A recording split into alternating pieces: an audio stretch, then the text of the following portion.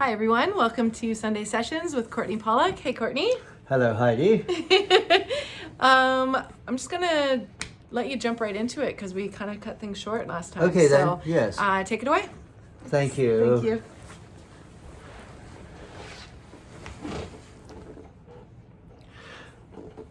So this friend said there's this opportunity to do antique restorations. And I'd grown up with, my dad having an antique store. So I'd done some basic restorations. I knew my way around an antique for sure. And I'd done all kinds of other bits and pieces, to smarten things up for sale. But anyway, I've got to get my halo straight. Thank you. So shut up.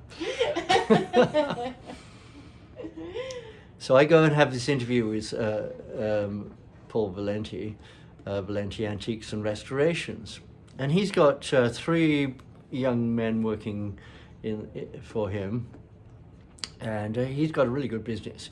He has really good antiques coming in, sometimes 16th century, 17th, even a 15th century piece here and there. But, honestly, some amazing craftsmanship.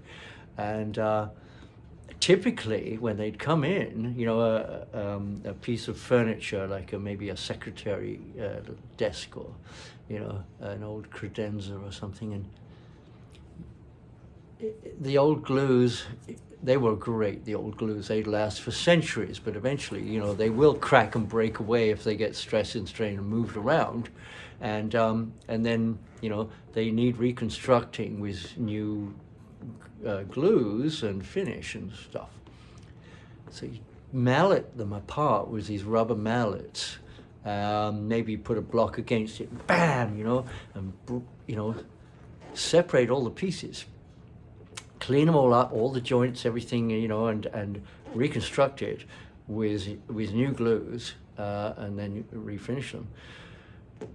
That reconstruction, I can remember putting pieces together, and this is quite the, you have to plan it. You have all these clamps that are all different size clamps that you have to employ in the right,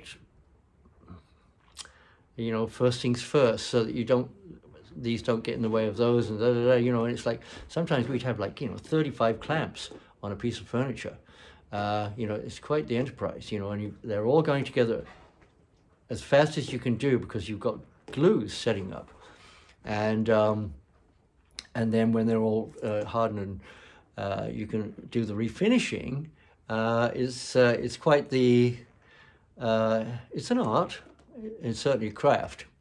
And so I worked with Paul, and I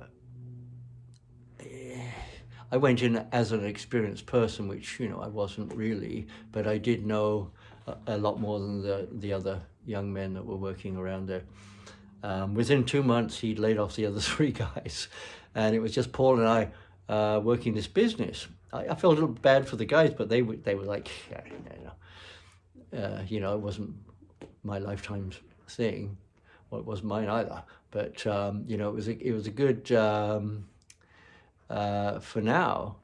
And so I'm working a 5-day week in San Rafael, and it's an hour commute each way on a chock-a-block freeway to go get to work. And I'd get in at 7:30 in the morning.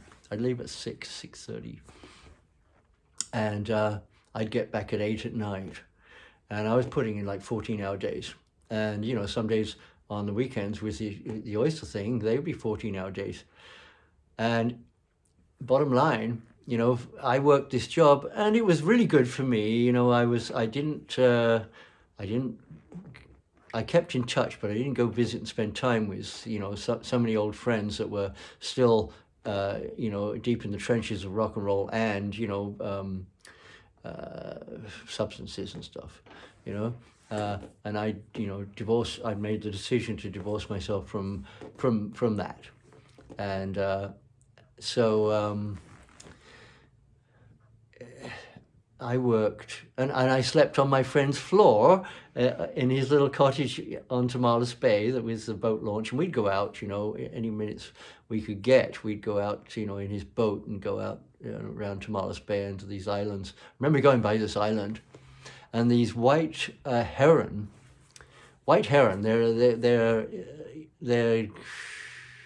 I don't know how many habitats they have, but one of them is right there. And they're not a big species, there's not a lot of them. But I remember going by them on these little islands out there in the bay. They were standing almost 5 feet tall. They were enormous, just gliding silently underneath them and looking up at them, and they're all just like, looking down at you. It was like, these school teachers, looking down their snooty noses. Anyway, I was like, oh, whoa. Don't make a move. I mean, they were really big and they got long beaks. Absolutely delightful. What an amazing experience to, come close to this kind of rare wildlife. And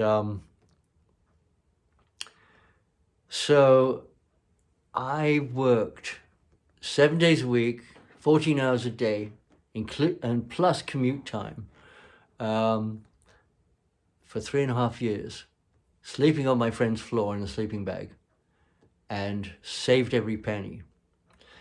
I gave him some money towards rent and stuff, but saved every penny. And then at the end of that time, I bought my first house, which is in Bodega Bay. And so I moved into the new home, and it's built between two roads. It's a turn off Highway 1. You go through the town of Bodega Bay, and then you exit the town, and then the first turn on the left is Salmon Creek Road. And make a left, and the road follows, alongside this wildlife sanctuary in the creek, and then it goes out to the ocean and the dunes. And as you go in about a couple of 100 yards, and then the road it divides, and one goes up the hill, and the other one goes alongside the creek. And in that diamond, there's this property. And that was the property I bought. So it's got a little self-contained cottage, and then the main house, which is built between the upper road and the lower road, and then 60 or more feet between them. It's got 4 stories, and there's the top story is the main living area, and then there's an apartment underneath, and then there's another kind of workshop area with machinery and timers and stuff. And then the bottom is the garages off Salmon Creek Road. So I move in, and I have this plan, of course, a plan. I'd had all this experience growing pot outdoors, and I still, of course, believed in, the efficacy. What's the word? Efficacious, yes. The good ingredients of marijuana over alcohol, for example. It was something much more positive, and I was still, a believer in, in the if you're gonna have something, that you indulge in, better pot than alcohol, and especially anything else, really. So I determined I was going to try my hand at developing an indoor grow operation. Now, back then, it was pretty much unheard of. I don't know who, if any, people were doing it, but my friend my friend Keith, not Keith Gilcho, but this fellow, he was an old friend of Rackow's, and he had he had hung up a few light bulbs and stuff, and he had this indoor strain that he'd been working with, and it was okay. It was, at least he had a hidden little cache of where he could develop this thing. But so my friend Jerry, he had put some light bulbs in the garage at the Tomales Bay house, and growing in what would be the boathouse, or garage, and I moved in, and while I'm working these jobs, he would take off and go around the world and visit all these exotic countries, and whatever he got from the grow, he would travel with. Meanwhile, I'm looking after it as well as doing the two jobs, and of course I learned a lot. And then one time when he was on his on a return for a month or so, and he was getting residues from I'm operating the business, and he's getting chunks of change out of it.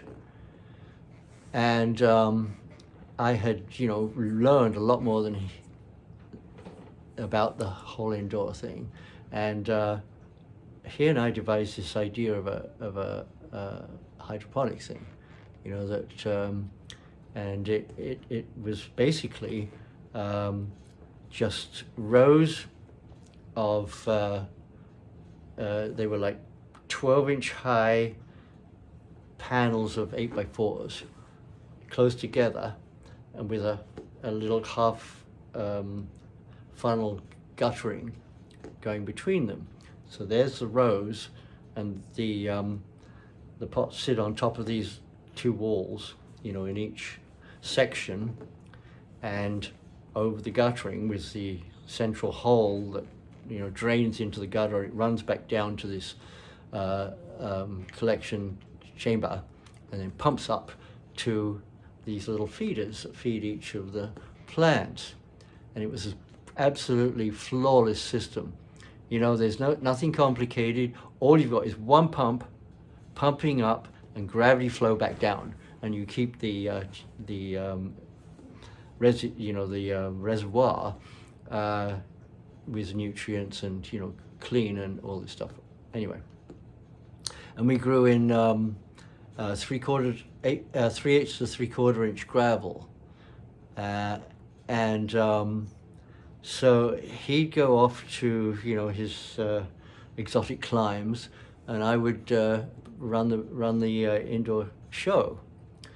So I took this process to my Bodega Bay house and set it up in the garages down at the bottom tier of the 4-story building, and the 3rd story was where the machinery took place, and added timers and figured out CO2 injection, and get the temperature and environment. I had all this, quite sophisticated stuff going on. And anyway, the product just got better and better. And I had a number of friends, like 3 friends, that would handle the product, and I didn't, and it was going to the music business and to Hollywood, and that was it. So I felt good about where it was going. It wasn't on the street. It wasn't, in the hands of, street dealers or kids or anything like that. It was in the hands of creative people, and that was the whole purpose of, proliferating and offering, a really good pot product. I mean, I wished I'd had some of the seeds from my potential seed bank, to grow in there, but they were actually outdoor varietals, which could have been some of them would probably work really well for indoors. Anyway, developed that and pretty soon paid off the house, which I had bought, and on this mortgage I was making $100,000 payments, and that went on for a few years. It was really good. And I would host. I had a nice big TV. I'd never had a TV before, and I had a beautiful wood stove and overlooking the ocean, and I would host bachelor nights for Fight Night, for the heavyweight champion of the world, having grown up as a boxer, so I was like really into that. And and for high days and holidays, when most of the bachelors, were, I'd invite them over, I'd make a big dinner, and we'd watch watch the fights or play games, or shoot the shit, and so I was doing well. I'm on the upswing. Things are going great. I'm making money. I bought a house. And what house is that? That was the house. So thank you, Heidi. So the house, it turned out that there was an old friend of mine lived, just about 6 blocks away on this hillside, in this little enclave of.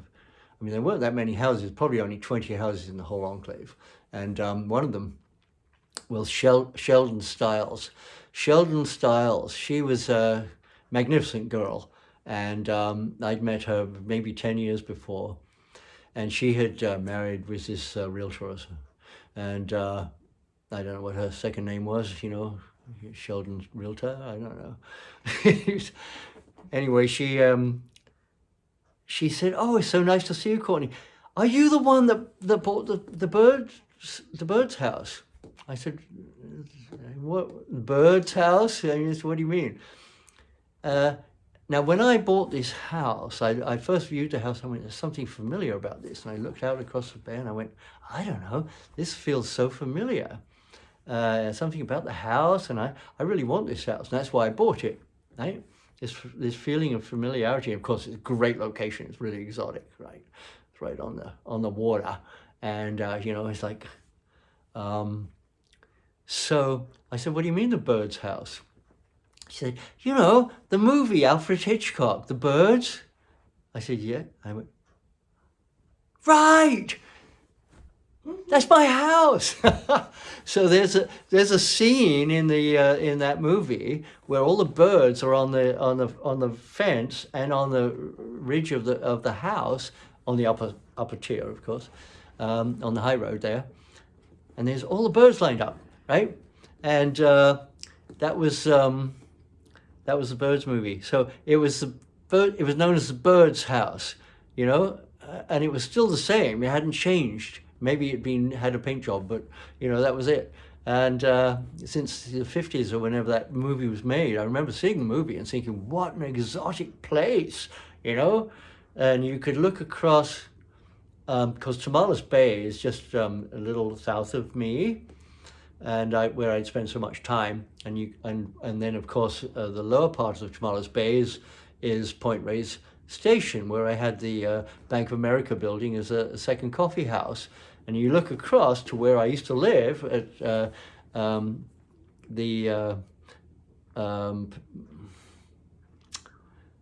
other side of the levee, and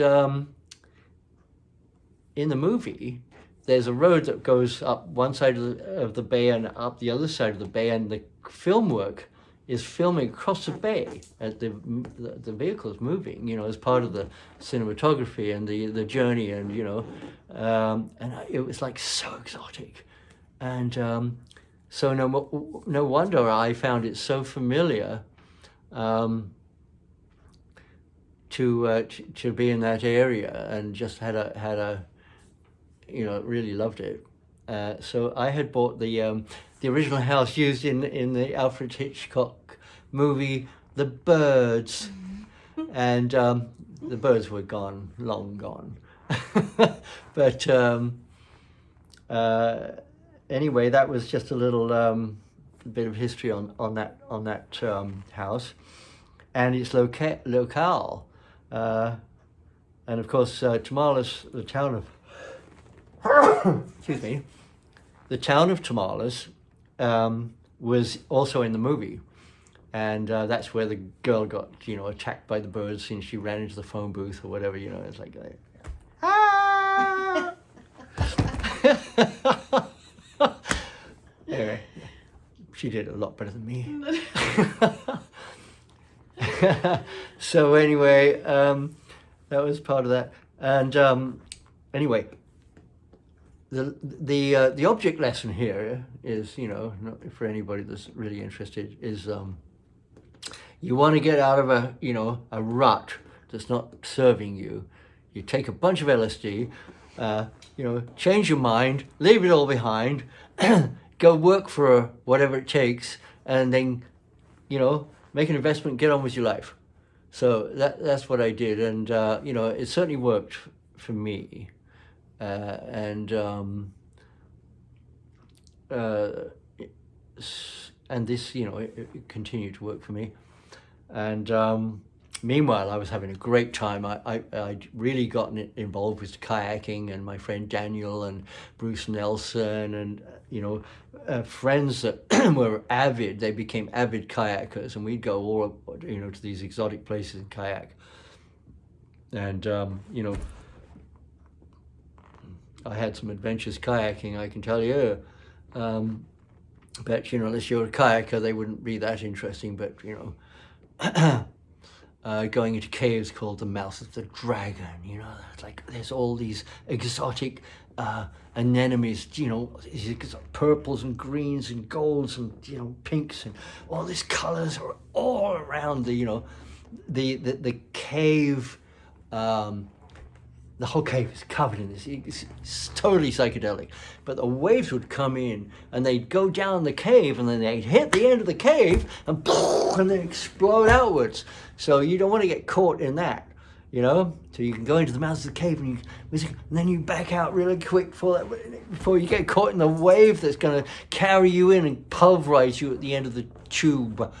Yeah, that was a good one. Anyway, that was so. And another time we were down in Monterey Bay. Oh my God! There was this. I don't know what caused it, but there's some really exotic paddling, and but there's a great big cliff front, and the waves, it would surge up and up and up, and they would be 20, even 30 feet higher than the rest of the water, and they, you know, rush in and crash about against his cliff face, and with, you know, boom and everything, you know, he's like, wow, you know, the power of that, you know, and you hundreds of thousands of tons of water, millions of tons of water, you know, booming against this cliff face, and I was like, I wouldn't want to get caught in that, right? So we're out there, you know, and we're all like, oh, let's go for this spot here, and I'm on the outside, we're paddling, you know. So the thing about paddling, you don't go like this. It's not about the arms, and, you know, it's not like, you know, it's like you punch toward the bow. Your body is the power of the paddling. So you punch toward the bow, and you get like 3-4 times the power as you know, no. I mean, not take, you know, if you're out on the water and doing it, you're doing better than most, but, you know, it's really good to know how to paddle and use the power of your body, you know. And he's like, you know, no. I mean, 99% of the people I see paddling by my window here, they're doing that, and I was like, oh, yeah. But, you know, they're getting around anyway. So anyway, I'm paddling. Really, you know. And suddenly I realized I'm like, I looked down at my friends and they're all way down there, and I'm hurtling towards his cliff face, and it's like he's picking up speed, and I'm like, and I'm trying to paddle off, you know, and then finally, and they're looking, you know, I can see them down there, and they're like, and I'm paddling as hard as I can, and I finally get off this cliff of water, and I funnel down the other side towards my friends, And, you know, probably just 100 yards, which is a matter of seconds, a few seconds before it hit the cliff face, I would have been absolutely pulverized meat in a kayak. And so, you know, the mouth of the dragon, you know, I could have been pulverized, and I could have been pulverized there. And I was like, am I taking too much risks here? Like, you know, stupid is as stupid does. I was like, I always thought I was pretty smart, but, you know, I'm really, you know, risking life and limb for what? You know, a little bit of thrill.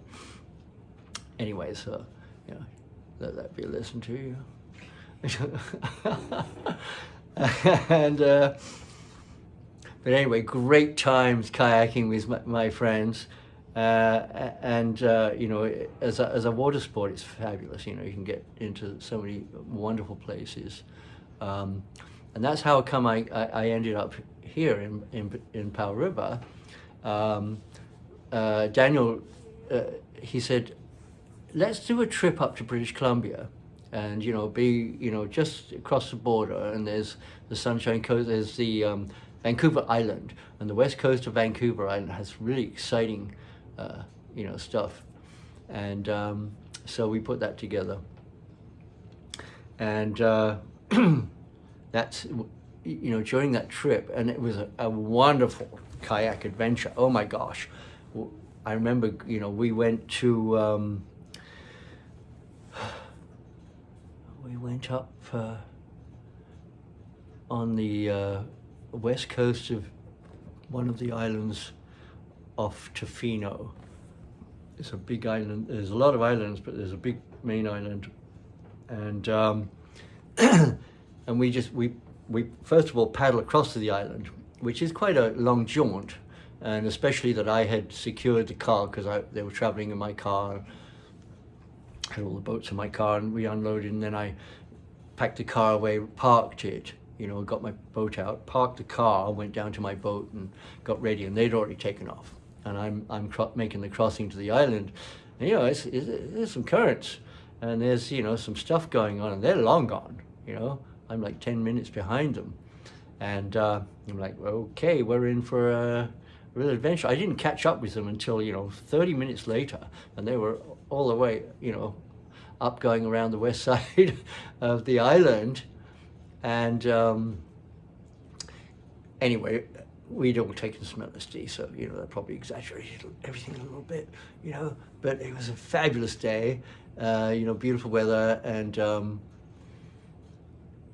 finally caught up with them, and by now we're quite a long way up around this island, and we decided we're going to pull in, and we see a little calm area. Now, one of the things we like to do is what they call rock gardening, and you know, the thrust of the waves would come in, and you would, oh, ka-ching, it's a sail, huh? Thank you. And, you know, you come up on the rocks and you navigate your way through, and sometimes you get parked on a rock and you spin a kayak and you plunge back down, and it's like, oh, you know, another hair raiser. And anyway, we see this quiet little bay, and we navigate our way in, and it's all these beautiful, just moss-colored rocks. It's like, you know, it's like fairy tale. It's beautiful. It's absolutely gorgeous. These exotic colors, these greens, these like psychedelic greens, all these different mosses, and like, you know, a beautiful green mossy bed. And we kind of get the boats up, and we climb up to the ridge of this hillside, you know, the cliff face. We look over, and there's this valley, and there's a helicopter, and there's people all dressed up in like 16th century costumery shooting a movie there.